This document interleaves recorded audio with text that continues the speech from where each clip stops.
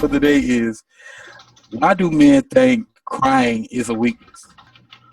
I don't know who thinks that, but well, they do, I guess, because it's the Well, now we I'm talking talk. about like the general public. It's like they think like men is not supposed to cry. They supposed to be strong all the time. They supposed to do no. They have like this certain box they have us in. Yeah, well, I know, especially in the black community, Yes, it's definitely. I think people feel like it makes you a target, especially growing up in the neighborhood. Hmm. If if they see you crying in public, it makes you a target to be picked on, to be bullied, to be attacked. So the families will definitely try to make sure you don't do that and discourage you from crying. Um, it's pretty much so much that we've gone through history that has become this this symbol of strength. That a man doesn't cry, and people just tie into that. They buy into it and hold on to it and pass it down from generation to generation. So that's one of the things. Well, like for me, it's all depend about. Okay, let's start when we were kids. It all depends what the situation is, because as let's say, because we're all black, as a black young boy growing up, it would be more difficult than a white young boy growing up. They say black men have to be stronger. Well, black people in general have to do things more. Like we had to be twice as smart. We had to be twice as fast if we're an athlete. We had to be jump twice as high. We got to be strong. At the same time, that causes a lot of mental issues as well, because a lot of black men don't know how to express their feelings to other people, and keeping feelings inside can cause a lot of drama later on down the line. yeah, it can. See, I think me growing up, I used to be just labeled as the crybaby of Brownsville because you can sit there and look up, like you look up at the playground, you found Mark somewhere, he's somewhere crying. I'm pretty sure you go find Mark somewhere, he's somewhere crying. But it was just I was constantly getting hit from all corners. It's one thing you're getting hit from just a certain group of people, but it's like you're getting hit from all corners, like teachers, the black kids, the white kids, your folks. You know what I'm saying? It's just like, damn, like, is there anybody I can sit there and just chill with without having to sit there and be, bullied to, so and then so as you get older, you try to, you know, um, shed that persona and try to, buy into the whole thing of like, men don't cry and everything like that and whatnot. And it's kind of like, but you have to because it's like it's a release of some sort. You know what I'm saying? Like sometimes you just got to have that cry. Like Hmm. go into a corner, go to your car during your lunch break, and have that cry. Because either you have that cry or you go off on somebody, you might slap the shit out of somebody, you might, do something that you regret later on. So just go ahead and just release it through a cry, a scream, or something like that in your own personal space or whatnot. But I think it's more it's productive, but it's like when let's just do it every 5 minutes, which is I don't care if you're a male or a female. If you just constantly crying every 5 minutes, I'll probably have some issues with that. But if you just have too much on your person, on your soul, your chest, your shoulders, how you want to say it, and you need to let that out, that's a good outlet. Just go ahead and have a good cry. You know what I'm saying? Just get it out and then just pick yourself back up. If that makes any sense. So What's your thought on it, Adrian? On crying? Hmm.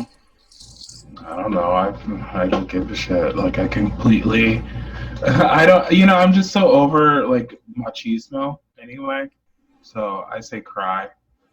Um, I think there's like a new movement to feel things. Um, that is interesting. Like there's what's his name? Meech on Mars. That guy. You know what I'm talking about? But I can look him up. What's going? Misha Mars is like a Twitter / Vine star. And he has he's a black Vine Twitter star, and he's made this short film on depression in the black community. And it's, just kind of, it's supposed to like break down a bunch of walls about stereotypes about black people being, emotionalist, and not talking about these feelings and etc. So I think that's cool. I think there's a progression going on.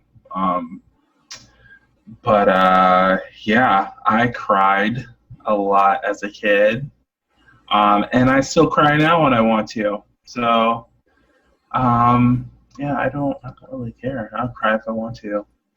It's your party. Yeah, it's your party. It's your party. It's your party. It's Yeah. party. And damn it, I will do it in the streets too.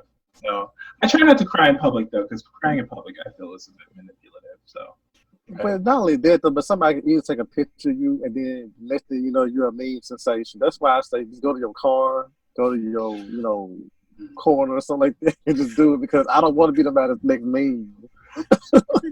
I feel like I'm already like several memes out there, so I don't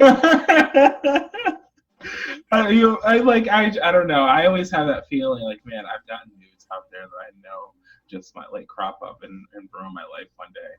But like, Well, okay. Let's say one. I'm not so much worried about that too much. Okay. Since we talking about crying, when was the last time you cried? Me? Either one. Who? You know what? I'll be honest. The last episode of Queen Sugar, when Ralph Angel pulled that gun on them damn people to come try to get his dad's tractor, and just seeing how he was just so distraught because he just felt like everybody was trying to take everything from his dad from him, and then his son came out and was like, "Dad, really, Dad?" It was like, oh man, my chest got. I'm like, all this was just wet. Now, I'm the type of person where I would sit there and cry on stuff on TV. It takes a lot for you to get me to cry in real life. Like, it has to be like somebody has to die or something that goes other caliber. Because, like I said, if it gets too tough for me at the point in time, I might shed a tear or two. But you would have to, like, really dig. I'm talking about, like, dig deep for me to just get emotional because I, for some reason, grown this wall, and it's not just because of the whole idea of like you shouldn't cry because you do. You know what I'm saying? It's just because in life has just built this wall around me to the point where you have to just chisel it or just take a damn sledgehammer to it to get me to just really just break down and cry to you individually because I cried over somebody for the last time back in 2014. And after that happened, I said I'll never do that again. I was a crying mess for 2 weeks straight. It's a long story that I want to get into right now, but it was because when I got out of there, I looked at myself and was like, "You look so totally ridiculous." That was so unnecessary, and as a human being, you should not have went stooped that damn low to through all the stuff you went through. That was just something you could avoid it, and I just got mad at myself, and I told myself that you would never sit there and go get down to the level for somebody unless it's somebody who really is how do you say it? It's a two-way street in the caring department. Like they care about you just as much as you care about them. Mm-hmm. Then you can sit there and release your emotions. But if it's just somebody on a regular thing, no, I'm not gonna cry. But yeah, I can. But it's weird because I can easily cry watching the episode of Queen Sugar or anything of that caliber, but nothing personal. I mean, not too personal in a long time. But Okay. For me, I can be dead truthful. When I watched The Green Mile, that's why I balled at that movie. That long ass movie. When Michael Clark Duncan making that ugly face, I was right there with her. Ooh. Every time I watch that movie, I be straight teary eyed. Yes, I mean it's Because funny. I guess for me it's more of an artistic side. I'm with Mark. Like I cry if I see a movie or a show that really hits the mark. I probably cry there, but life, not really. But see, Jason, and I just thought about something. It could be the fact that maybe you can connect with that person at that particular moment, and then it's like that's the only way you can unlock you because somebody gets where you're coming from. Like sometimes certain things can trigger what's going on in your life, and you just sit there and have that cry. I've only cried by reading one book, and that was a Nicholas Sparks book. And I'm not going to get into it. I'm just going to say it was a Nicholas Sparks book, and it was not the Notebook, but it was just I was reading their book, and then next thing I know, I was crying. I'm like, I've never cried reading a book before. I don't understand this. So I think that was the last book I read of his. But any type of like art, music, TV, movies, any of that stuff, you can it can get a visceral reaction out of you to the point where it touches you in the moment where you actually need it. And I think that's why a lot of people go back to certain songs to help them get through stuff because they know it's going to help them. It's going to trigger what they need to get that out of them, to get it for them to, let their feelings out. Yeah, it's worth it. I just can't get it out right now. So. Okay. What about you, Jay? I cry more so when I'm angry or frustrated and I want to hit something, but I know I shouldn't. So then I'll cry then. But I'm trying to think the last time I really had a good cry. It's probably been a few years. But yeah, when I'm frustrated and I just want to lash out and I know I shouldn't, then I'll cry. It's just I don't know what else to do with it. Right. Oh, that pent up rage. Yeah, I understand that. I used to do that when I was in high school. So. Like I said, because you don't want to, especially like I don't know. It's like with a person, you're like it's not your fault, but I didn't want to, hit something. Yes. Like either this not my house. Let me calm down, or I'm in a public place. Let me calm down. So I get that. Yeah. It's kind of like the infamous scene from Steel Magnolias when Malin, I had sometimes I gotta look at this scene just for me to get it. I'd be like, look, I just want to hit something. I'm just so mad I want to hit something. Here, hit Weezer.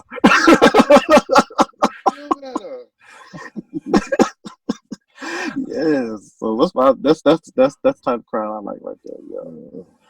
Like I said, I just wish I had the gift of gab. What I mean by that, me and Jay probably know what I'm talking about. I sent him a video about Julia Sugarbaker. She just let it all out on somebody. I wish I had the vocabulary just to do that. I do. If I think about it hard enough, I do. But to just do that on the spot. Can you ever go to someone? You said, "Ooh, you had nothing to say at the time, but when you get home, I should have said this, and this. I should have said this." Yeah. He said, it's too late, though. It's too late. Yeah. I think I have to catch myself because my tongue can be a little sharp. So I have to pull myself back. But yeah, Julia Sugarbaker's reads are legendary. Yeah. Right. Shit is amazing. But yeah, actually, I'm trying to make a video because I did a top 6 video. So I'll probably do a top 10 video about the best reads on TV or make something like that. But getting back on topic, lady made to those. Getting back on topic. Anybody got any final words about this topic about men and crime? Let's say do it when you feel like you need to. It's healthy. I mean, it's really is so much better to let it out and release it than try to contain it. And fuck what people say. I mean, yeah, right. I totally agree with that. Like I said, it's better to let it out than to hold it and lash out on somebody that didn't deserve it. Yeah. Because I think. Oh, go ahead. No, I'm gonna co-sign with you on it. Like I said, sometimes you guys just step away from the situation, go find you somewhere, get that cry out, and then do all of that, do a woosah, then go back to the desk and put on the best damn plastic smile that you can to make it through the day.